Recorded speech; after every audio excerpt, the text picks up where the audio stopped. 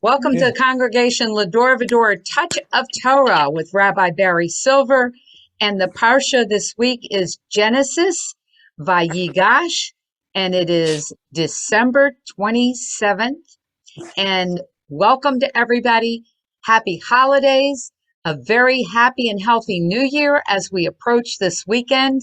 And we look forward to a wonderful new year 2023 with all of you.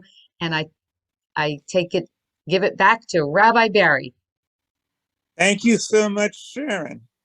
You are in luck tonight. You get to hear me, but you don't have to look at me because apparently there's something wrong with my camera. So I apologize about that, but I am glad to share with you the audio of the passage Vayigash, and also to share some other thoughts at the end of this year as we just finished celebrating Hanukkah, and then we're going to move into the new year. Vayigash is one of the highlights of the Torah passages. It's the culmination, it's the denouement of the Joseph saga. Joseph, one of the great figures of the Torah. He didn't make it to the top three, Abraham, Isaac, and Jacob, but there's a whole lot of literature about him, a lot of drama, and he achieves great heights. How does he do that? As his name implies, Yosef means to increase. So each day of his life, he increases, he improves, he does better. All of us, my friends, are born with great potential. Each of us has magnificent qualities within. We all have visions and hopes and dreams, as Joseph was a dreamer. And if we lay the foundations, we can help make those dreams come true for ourselves personally. And also that's what the Jewish people have done throughout the millennia. And so we celebrate Yosef. His name means to increase, to improve. You could say that the entire purpose of Judaism is Yosef, to improve the quality, the caliber of our lives, and to improve the world. How does he do that? He prepares, he plans for the future. He sees that even though things are going well, it's not necessarily going to stay that way. That there will come times when we need to be prepared in order to deal with calamity. We see that today with climate change. Things are going pretty well, but our prophets, our modern day prophets called scientists, say that things are going to change for the worse. We need to prepare during these years so we can help withstand those troubled times. If not, then we will face doom and destruction. Joseph not only achieves great heights in stature as a leader of Egypt from a former slave, but in maturity, from brash and brazen to bold and to beneficent.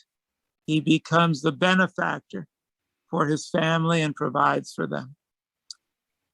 He calms them and soothes their spirit and says, don't feel bad that you sold me into slavery. It was not your doing. There were powers greater than yourself that made this happen. Don't beat yourself up and don't blame yourselves for it.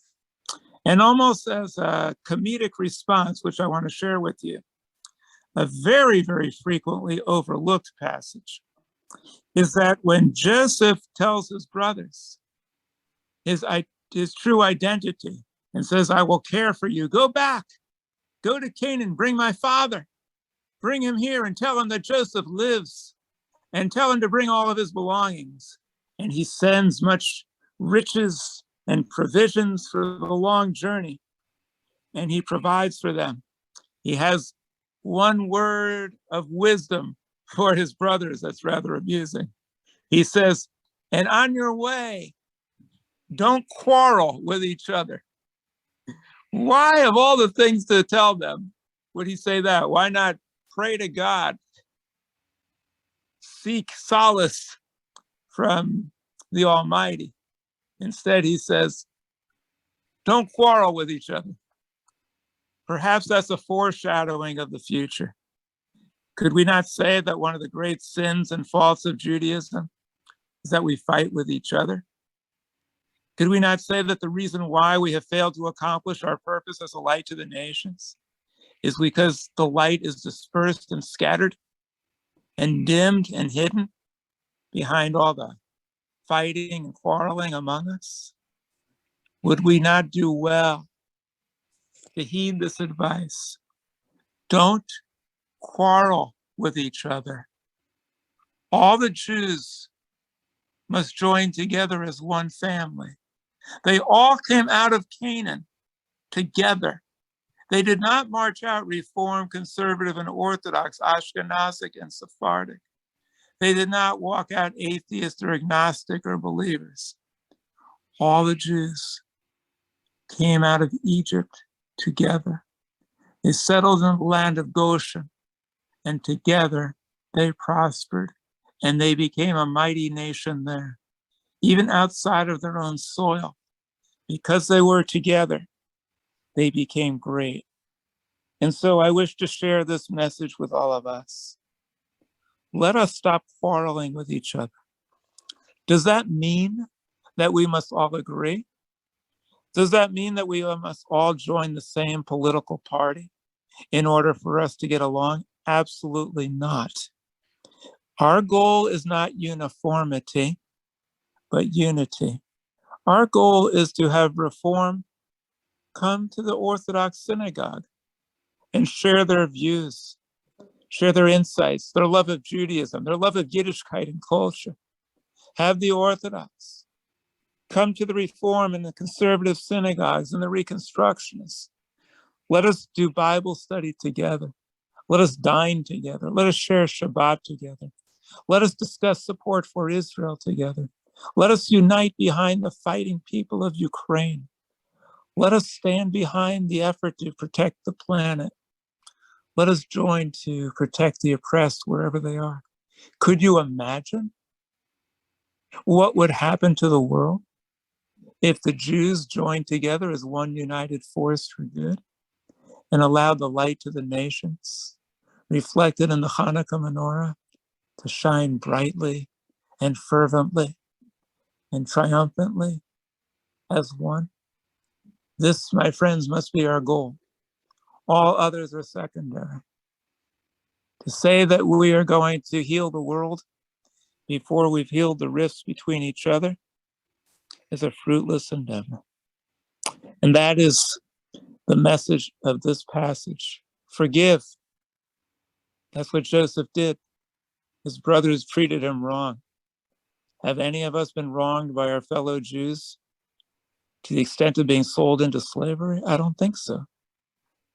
Everything should be forgiven. All should be reconciled. That is the message of this wonderful passage. Joseph is venerated by his brothers. They are in fear of him. And he says, Atachat Elohim anochi?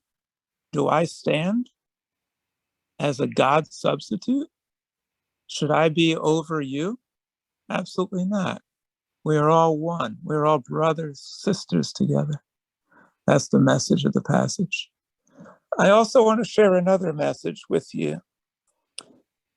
In response to President Zelensky's address to Congress, he delivered a Christmas message of hope. I have a suggestion to make. I wish that he had delivered, instead of a Christmas message, or perhaps in addition to, a Hanukkah message. Would this not have been more appropriate? When the leader of a people who is being oppressed and terrorized and tyrannized by a vicious, horrific tyrant named Putin is fighting for the survival of the few over the many, the free over the despot, fighting for the light of freedom over the darkness of despotism. Is there not a better message than a Hanukkah message, which he delivered on Hanukkah? Should he not have said, let us be inspired by the holiday of Hanukkah, the Maccabees, who fought for light over darkness? This is the message he should have delivered. In fact, a Christmas message is actually the antithesis. Christmas is a wonderful holiday for Christians. It celebrates the epitome, in the eyes of many Christians, of a person who stood for love and kindness. However, the birth that they celebrate of Jesus was not the birth of someone that you would want as the leader of the Ukraine right now. Zelenskyy would not want to emulate Jesus. He would want to emulate Judah Maccabee, who fought valiantly for freedom against seemingly insurmountable odds to achieve victory for freedom.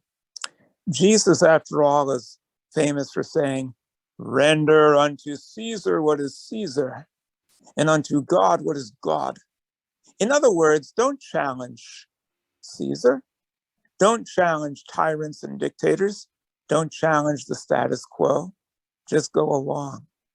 Be passive. Your fight is in the next world. It is not in this one. This gave rise to the odious doctrine of the divine right of kings. Any ruler on this earth was put there by God and therefore should be obeyed. Christian scripture says that the masters should be obeyed by the slaves and that the slaves should be obedient. This is not the Jewish message. This is not the message of Hanukkah. Zelenskyy was born to Jewish parents. He should be the first one to know that Judaism is the religion that believes in fighting for freedom.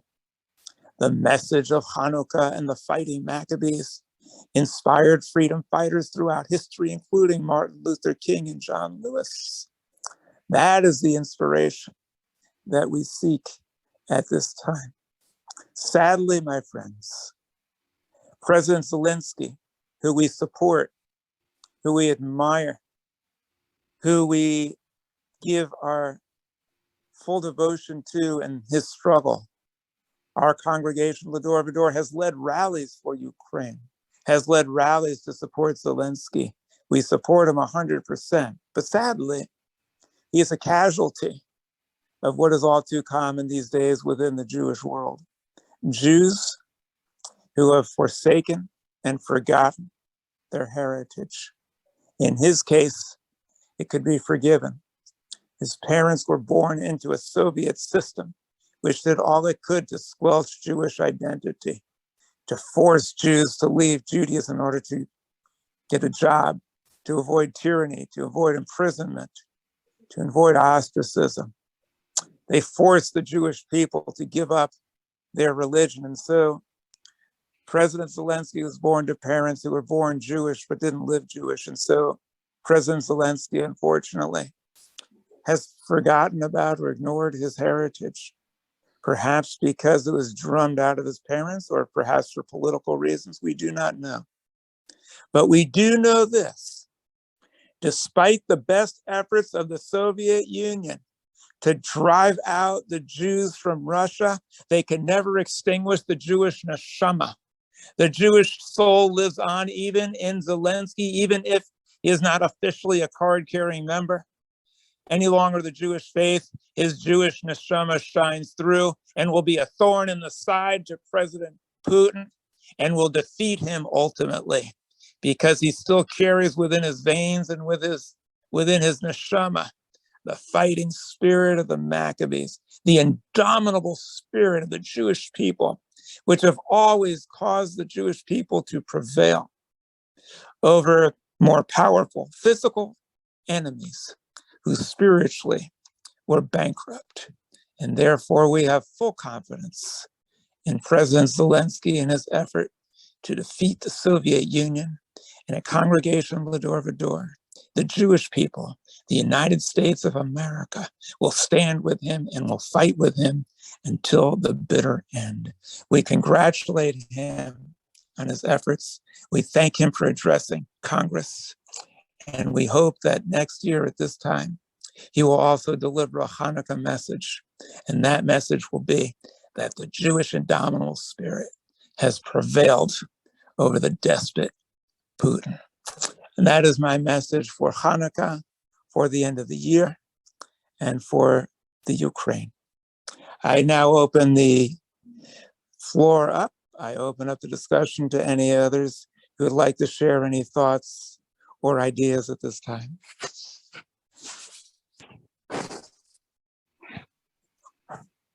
You can unmute yourself, raise your hand if you'd like to share something with Rabbi or with us. Anyone? Peter, you usually have something to say. I would like to ask the rabbi, and by the way, I'm glad he's out of the hospital. Thank you. I had a lot of worries there for a while. But anyway, I would like to know exactly what the Ukrainians, what is their dominant religion? What is their dominant religion?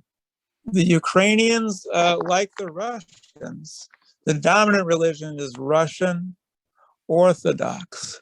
This is a variant of the Greek Orthodox religion.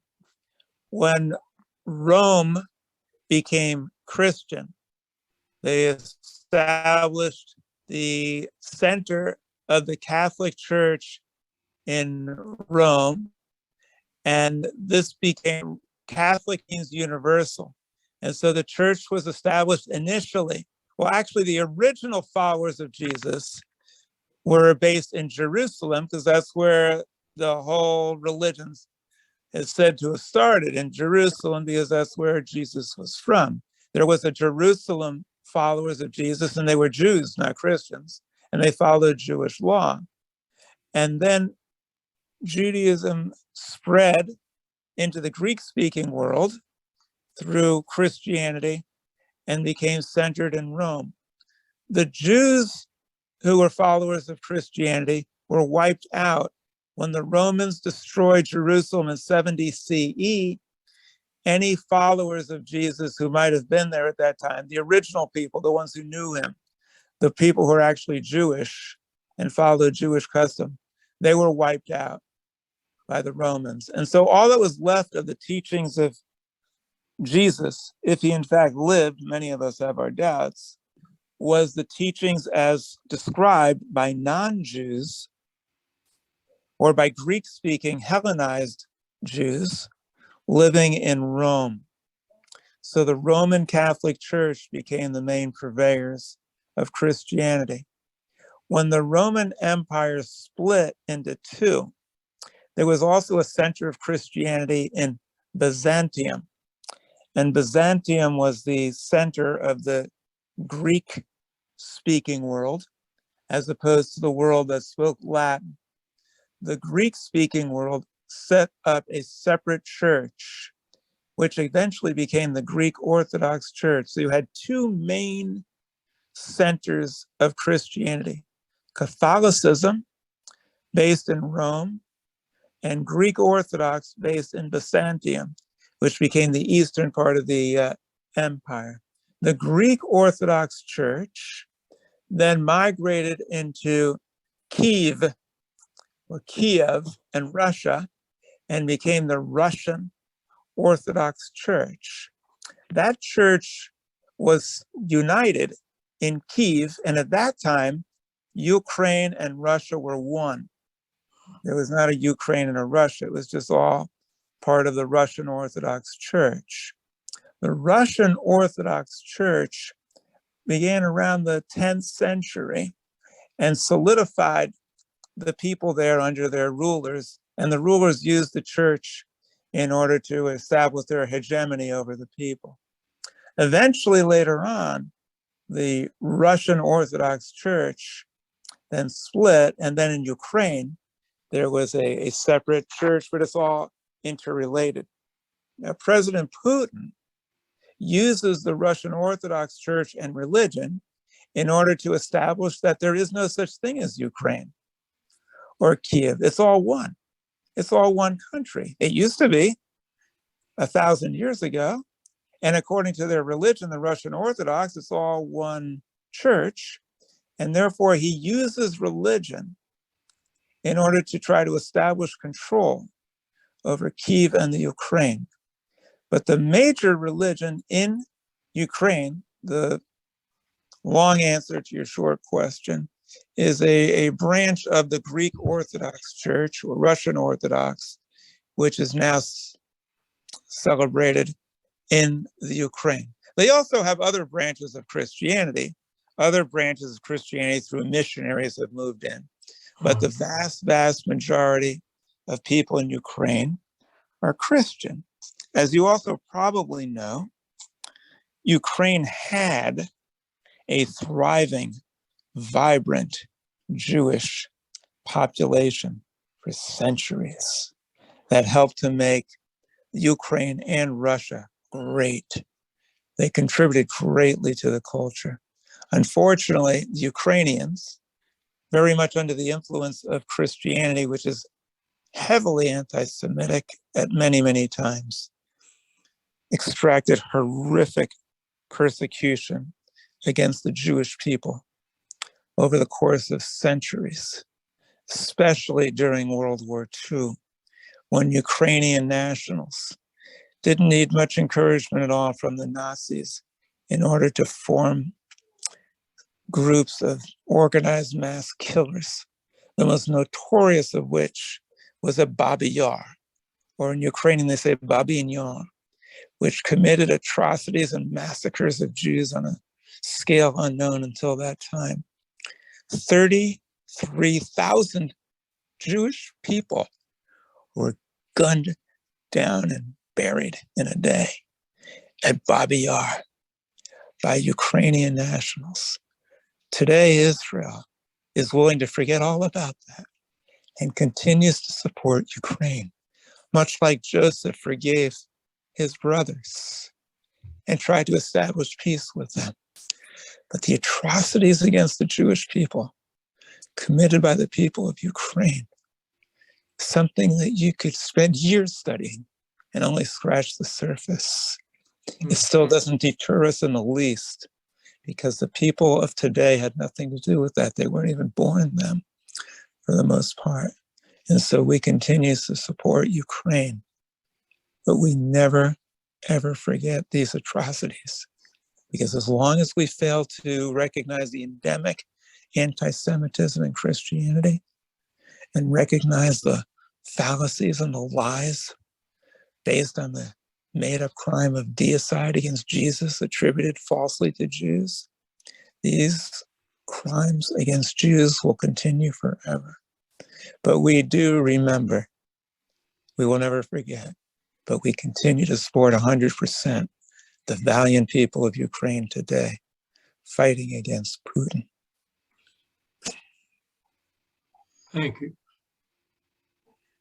It basically boils down that they're fighting for democracy like we're starting to fight for it here in the United States. Yeah, I know. We're still in the United States. We're still fighting for democracy. We're still fighting the same struggle that, in fact, the people of Ukraine today are leading the charge throughout the free world and leading the charge fighting for democracy in the United States is now following along. There's many people in the United States who have not dedicated and devoted themselves to democracy and have actually fought against it. And so, yes, we look to Ukraine today, ironically, as the leaders of the fighters for democracy for the free world. Anybody else? Peter, go ahead. Yeah, I'm not really familiar with the Ukraine political system, but Barry, how did he win against anyone, and what was his path to becoming the president? How did he just simply start in politics? Do you know any of that stuff? Because I've yet to Yeah. read any of that. Okay. Yeah, the story of the struggle of Ukraine against Russia's attempt to reassert its domination is a fascinating one. It didn't happen overnight. I mean, for decades, Putin has been trying to establish control and even establish puppet regimes in the Ukraine, and has tried his best to undermine the Ukraine, and has gone after leaders of Ukraine and threatened them, sometimes killed people, and Russia has been fighting bitterly to establish puppet regimes in the Ukraine. They set up corrupt regimes that were loyal to Putin. By the way, Putin shows one thing, that if you allow a monster to get away with murder and do nothing to stop him, you will create a vicious, awful tyrant like Putin. And if you don't believe me, the proof is in the Putin. You got to stand up to evil or it grows. In any event, Zelenskyy was a comedian, and he established a show, a parody, a comedy, in which he became the leader of the Ukraine and was mocking the leadership. And it was a satire that pointed out the flaws and the hypocrisy and the corruption of the leadership of Ukraine. And because of his political parodies and his insights and his brilliance, his wisdom, his wit, his comedy, he attracted a large following. And eventually, to the shock and surprise and to the joy of many, he announced that he would actually run to become the leader of Ukraine. Little did they realize that this former comedian, this actor, would turn out to be one of the most inspiring, dynamic, courageous, dedicated leaders in the free world. People would have no idea that this happened, but it is a remarkable story of Volodymyr Zelenskyy. Yeah, I just want to mention something. It's really interesting what you just said about how he rose to power, because a lot of people think that power is granted, but it wasn't granted to him. He assumed it. That's that takes a lot of power in and of itself as an individual, to assume that type of level of political power instead of it being granted. Did I get that right? Did I say that correctly? Yes, but there's even more to it than that. In the typical scenario, for someone to ascend to the head of a state, usually they've crawled up through the ranks, and they've sold their soul a million times to lobbyists, to political powers. They've said things they didn't really mean. They've played the game, and they become mediocre leaders because they're mediocre people who have just done what they needed to do to curry favor with the powers that be. Zelenskyy is the opposite. He went after the powers that be. He sold out to no one. He relied on no money. He took no favors from lobbyists or special interests or business interests. He got there, like you say, Peter, he earned it. He earned it by his wit, by his wisdom, by his leadership, by his courage in taking on the status quo. And you find that people who ascend to power in that way, by the popular acclamation of the people, they became strong, independent, fearless leaders. And they become some of the greatest leaders that the world has ever known. Yeah. Right. Yeah, thank you for that. Sure. Anybody else have any comments or questions they'd like to raise? Anybody else who has a dysfunctional family. I can remember my mother saying, don't argue with your brother, or don't fight with your aunt, or stop hitting each other. So I think that was a very, very normal thing to say. You're right about that. Good advice. Good Jewish advice.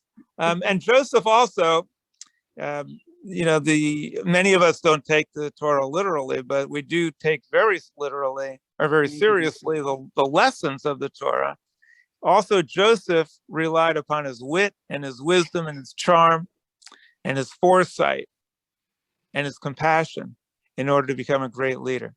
So he showed all the remarkable qualities that we look for in a leader. And this passage also, and Zelenskyy teaches us what we should look for in a leader, not someone who's rich, but who has richness and spirit and wisdom and idealism. Those are the types of people that we want to lead our nations.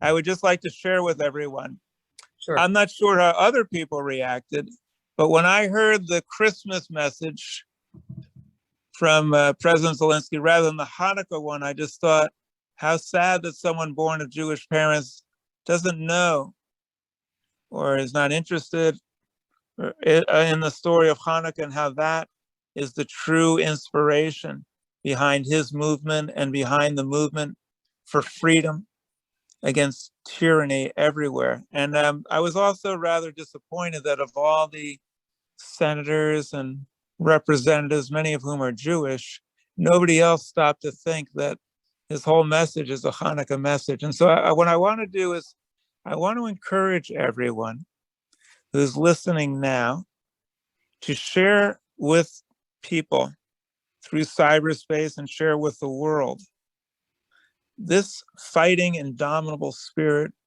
of freedom over tyranny is the message of Hanukkah. It is the message of the Jewish people. It is the indomitable spirit that we have that will prevail. Let us share this with the world, and let's take pride in our heritage and let people know about the wonderful story of the Maccabees and of Hanukkah, which is a symbol of hope for all people, that in the end, light will triumph over darkness. Thank you so much, everybody. Thanks. Thank Good you night. all. Have a Good great evening. Good night. Good night. Good night. Be well.